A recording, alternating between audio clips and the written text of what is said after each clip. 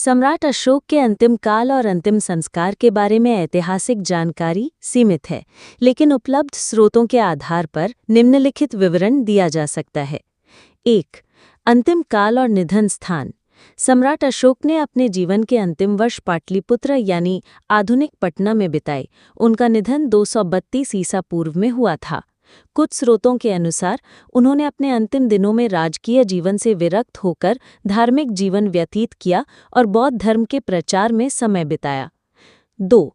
अंतिम संस्कार और अस्थि विसर्जन। सम्राट अशोक के निधन के बाद उनका अंतिम संस्कार बौद्ध परंपरा के अनुसार किया गया होगा, क्योंकि वो बौद्ध धर्म के अनुयायी थे। हालांकि उस समय की विस्तृत विधि के बारे में स्पष्ट ऐतिहासिक विवरण उपलब्ध नहीं है। बौद्ध परंपरा के अनुसार शव को जलाने के बाद अस्थियों को स्तूपों में रखा जाता था। सम्राट अशोक ने स्वयं बौद्ध धर्म के प्रसार के लिए कई स्तूपों का निर्माण करवाया था, इसलिए संभव है कि उनकी अस्थियों को भी किसी महत्वपूर्ण स्तूप में रखा गया हो। 3. उपस्थित लोग और संस्कार विधि। सम्राट अशोक के निधन के समय उनके परिवार के सदस्य जैसे उनके पुत्र महेंद्र और पुत्री संघमित्रा, जो बौद्ध धर्म के प्रचारक थे, उपस्थित रहे होंगे।